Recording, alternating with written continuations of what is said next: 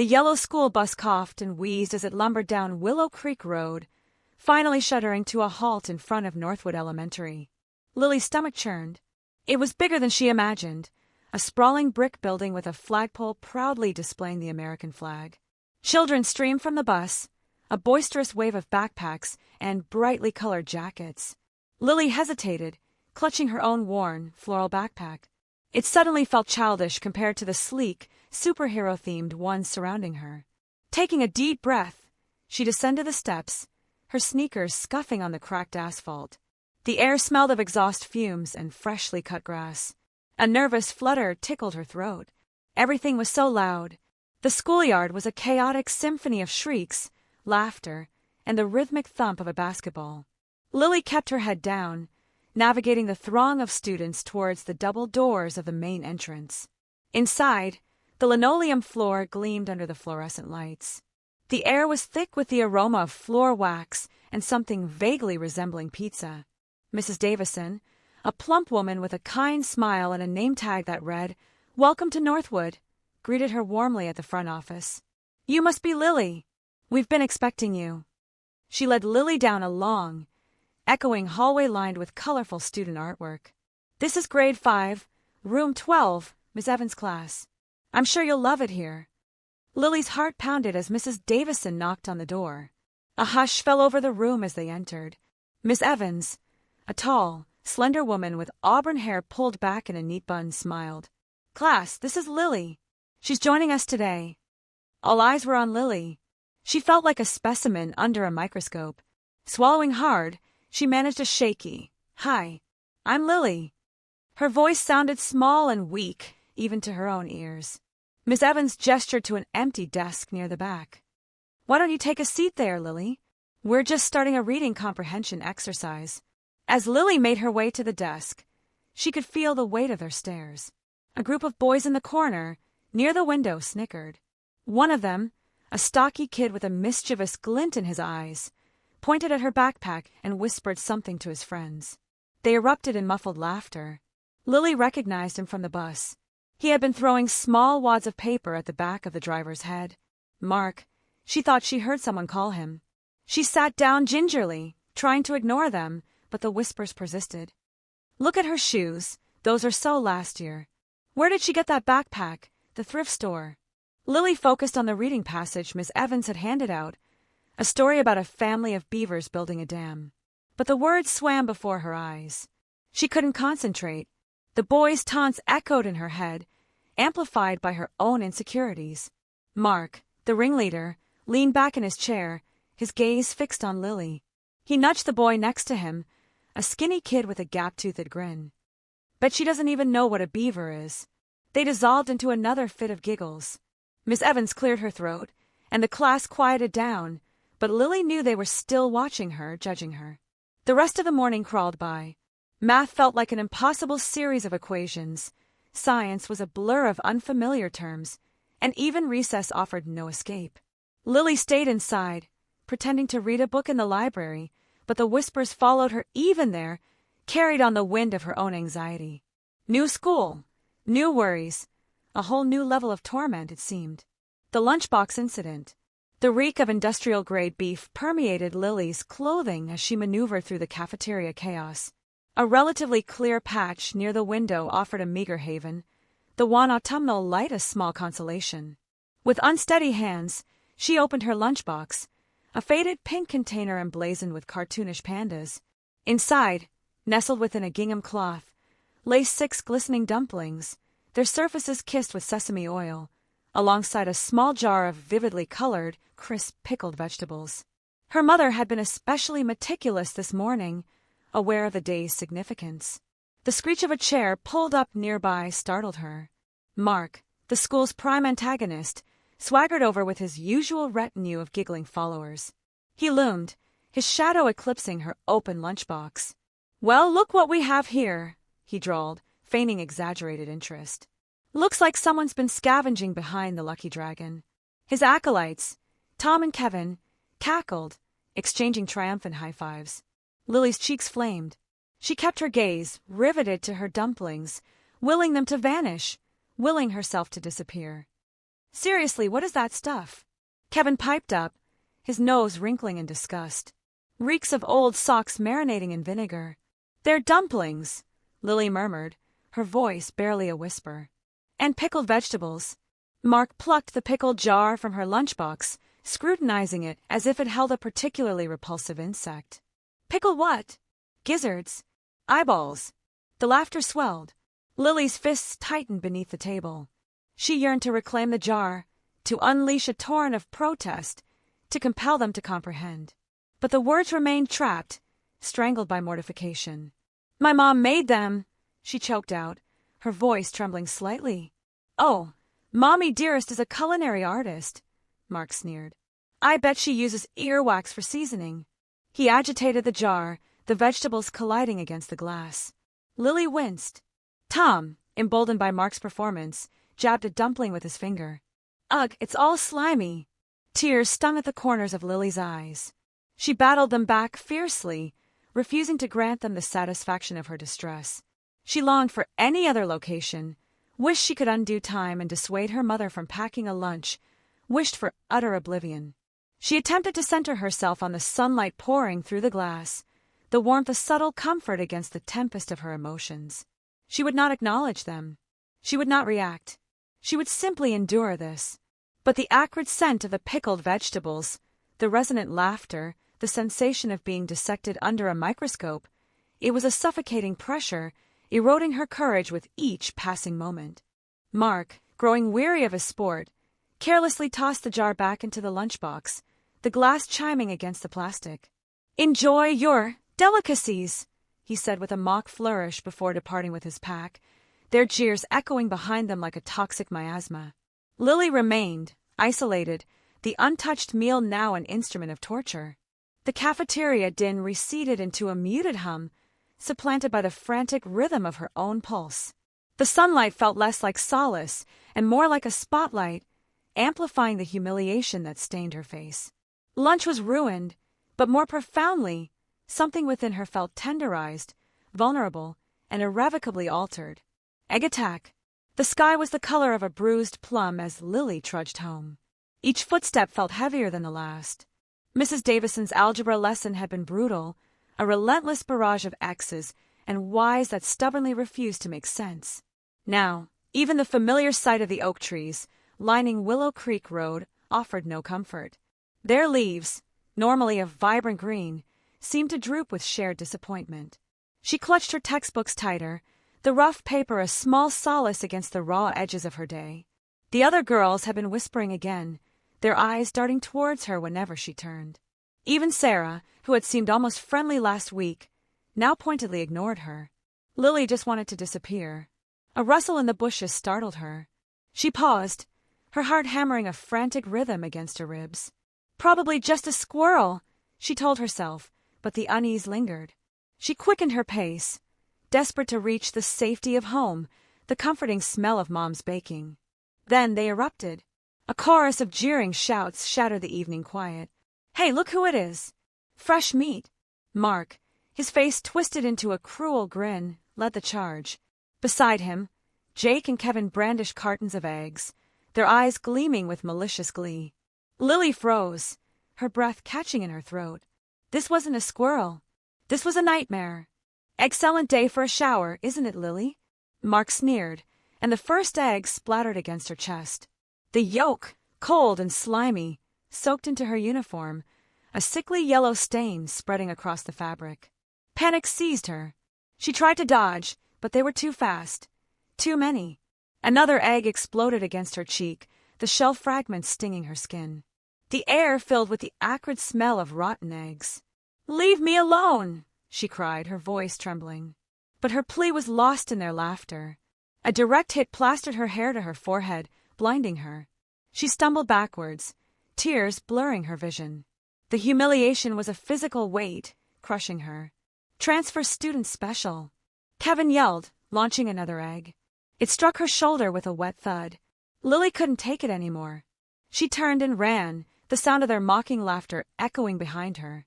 Her book bag bounced against her back, a painful reminder of the normalcy she craved. She didn't stop running until she reached her front porch, her lungs burning, her face streaked with egg yolk and tears. She fumbled with the doorknob, her hands shaking so badly she could barely grip it. Finally, the door swung open. She stumbled inside, the familiar warmth of the house offering a small measure of comfort. But the damage was done. She slammed the door shut and burst into tears, a torrent of sobs racking her body. The scent of cinnamon and apples, usually so comforting, now felt like a cruel mockery of the safety she had lost. She was alone, covered in egg, and utterly defeated. A mother's strength. The front door slammed shut, and Lily's footsteps echoed through the otherwise quiet house. Sarah, humming softly as she folded laundry in the living room, called out, "Welcome home, sweetie. How was school?" Silence. Then a choke sob. Sarah dropped the neatly folded shirt and hurried towards the sound. She found Lily slumped against the hallway wall, her face buried in her hands, her school uniform stained with something yellow and sticky. "Lily, what happened?" Sarah knelt beside her, her voice laced with immediate concern. Lily hiccuped, her body shaking. They threw eggs at me, Mom." The words tumbled out between sobs. "They were waiting outside the gate. They called me names, said I didn't belong." Sarah's heart clenched. She pulled Lily into a tight embrace, stroking her hair. "Oh, baby, I'm so sorry. Tell me everything." For the next few minutes, Lily poured out the details of the egg attack, the taunts, the feeling of humiliation that had washed over her. Sarah listened patiently, her arms wrapped around Lily, her gaze softening as she absorbed her daughter's pain. The smell of raw egg was acrid, unpleasant, but she barely noticed. When Lily finally ran out of tears, Sarah gently pulled back, her expression a mixture of sympathy and something else, a steely resolve. "Come on," she said softly, helping Lily to her feet. "Let's get you cleaned up." In the bathroom, Sarah ran a warm bath, carefully adding bubble bath. While the tub filled, she peeled off Lily's egg-splattered uniform. "This is going straight into the wash," she murmured, her fingers gingerly picking away pieces of shell. "We'll see if we can salvage it. If not, we'll get you a new one, okay?" Lily nodded, sniffling. Once Lily was settled in the bath, Sarah retrieved a soft cloth and began gently dabbing at the remaining egg on her daughter's face and hair. "Those bullies," Lily mumbled. "They think they're so tough." Sarah didn't respond immediately. She carefully rinsed the cloth, her movements precise, economical. As she wrung out the excess water, her eyes narrowed, her jaw tightening almost imperceptibly. The gentle, comforting mother was still there, but beneath the surface, something else was stirring. Something fierce. She dried Lily's face, her touch lingering for a moment longer than necessary. "Being tough isn't about hurting others, sweetie," she said, her voice low and steady. "It's about protecting yourself and the people you love."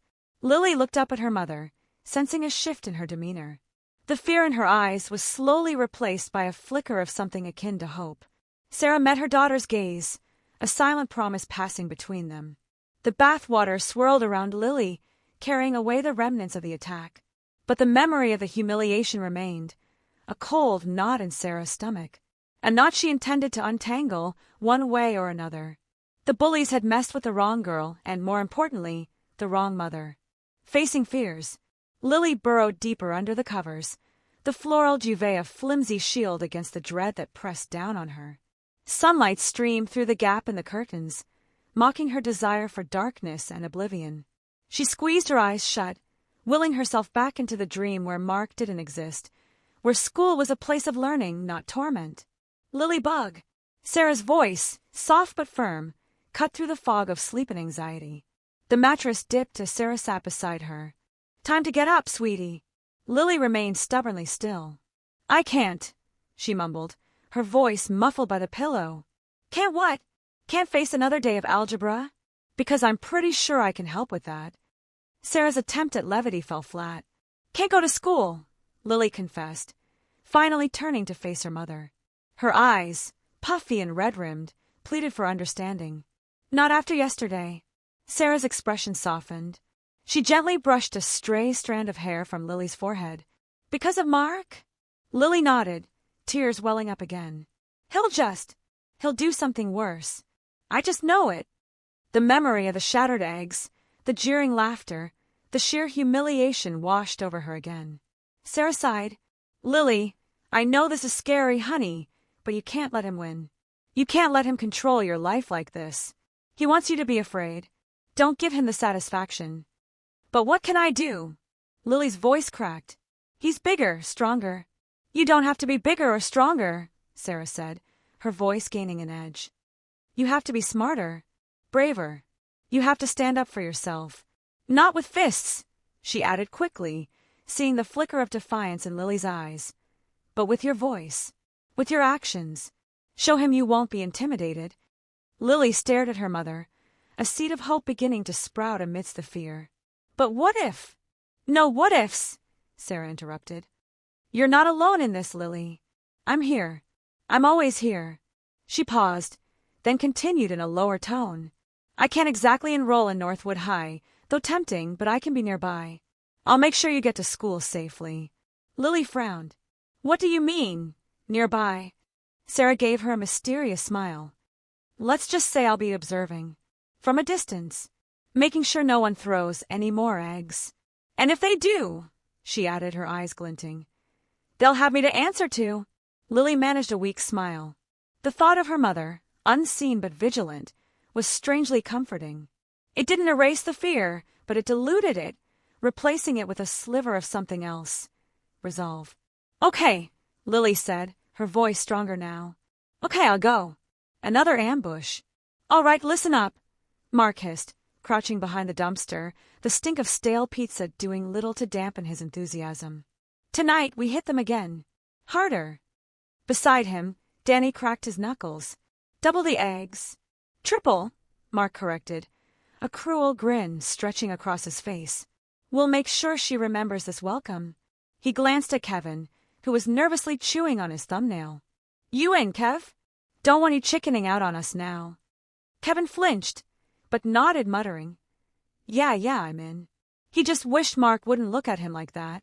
The plan was simple, brutal, and in Mark's mind, hilarious. They'd hit Sarah and her mother just as they were leaving school. They'd learned from their last attempt. They needed more eggs, better cover, and a quicker escape route. Danny, ever the pragmatist, had already secured their arsenal. 3 cartons of eggs, pilfered from his family's fridge, were nestled in a battered backpack. The stench was already potent, promising a truly disgusting attack. As dusk deepened, they moved into position. The school loomed before them, a brick behemoth swallowing the last rays of sunlight. Mark, Danny, and Kevin huddled behind a cluster of overgrown bushes near the main exit, the backpack heavy with their foul ammunition. Cars hummed past, their headlights briefly illuminating the trio. Mark felt a surge of adrenaline, a heady mix of anticipation and fear. Remember, he whispered, wait for my signal, and don't hold back. Across the street, Sarah's mother, Sarah, stood near a bus stop, seemingly absorbed in her phone. But her eyes, narrowed and sharp, were fixed on the shadowy figures lurking by the school exit. She had noticed them earlier, the way they skulked around, their furtive glances in her direction. Something was brewing, and she wasn't about to let them catch her and her daughter off guard. Mark nudged Danny. They're coming. Sarah and her mother emerged from the school doors, their figures silhouetted against the bright hallway lights. Mark raised his hand, a silent command. He was just about to give the signal when a glint of metal caught his eye. It was reflecting the street lights coming from across the street. He squinted, trying to make out the object. It was Sarah's mother's phone. She was holding it up, as if taking a picture or video. Was she recording them? Panic flared in Mark's chest. He lowered his hand, his carefully constructed plan suddenly crumbling around him. He glanced at Danny and Kevin, their faces etched with confusion. Abort, he hissed, his voice barely a whisper. Abort. Now. Danny stared at him, bewildered. What? Why? Just go. Mark snapped, already scrambling back into the shadows, the backpack of eggs abandoned behind the bush. Kevin didn't need to be told twice. He turned and fled, his feet pounding against the pavement. Danny hesitated for a moment, his face a mask of frustration, then followed suit, disappearing into the deepening darkness. Across the street, Sarah lowered her phone, a faint smile playing on her lips. She had seen them. She knew what they were planning. And now, they knew that she knew. The game had changed. Unexpected defense. The afternoon heat pressed down like a damp cloth. Lily, gripping her textbooks like a lifeline, fought to quell the anxious flutter in her chest. Mark and his cronies had her trapped against the gymnasium's sun-baked wall. A cruel smile twisted his lips, sunlight flashing in his eyes. "Well, look what the cat dragged in," he drawled, popping his knuckles. The new girl, Kevin and Emily, flanking him, tittered, each cradling a carton of eggs. Their acrid odor permeated the air, a cloying, rotten scent that threatened to turn Lily's stomach. She'd spent the day dodging them, sensing this confrontation gathering like a storm. But they were relentless, circling, patiently awaiting their chance. "Just leave me alone, Mark," Lily managed, her voice thin. He advanced, crowding her. "And why grant you that favor, lily pad? Think you're too good for our company." He indicated the eggs with a flourish. Consider it a welcoming gift. Kevin and Emily edged closer, their smirks widening into predatory grins. Lily steeled herself, squeezing her eyes shut, already picturing the sticky mess, the shame. Abruptly, a voice cut through the simmering tension, clear as a bell. "I wouldn't advise that." Lily blinked. Sarah stood between her and Mark's little army, an unexpected steel in her spine. No friendly smile graced her lips. Her eyes, usually alight with warmth, were now sharp, unwavering. Mark faltered, momentarily taken aback. "Sarah, what's it to you? This is none of your business." Sarah didn't reply, merely shifted slightly, a silent bulwark protecting Lily. The air thrummed with unspoken challenge. Mark's smirk flickered back, but it was forced now, laced with a thread of unease. Clearly, he hadn't factored this in. He shot a glance at Kevin and Emily, then back at Sarah. "Fine, have it your way."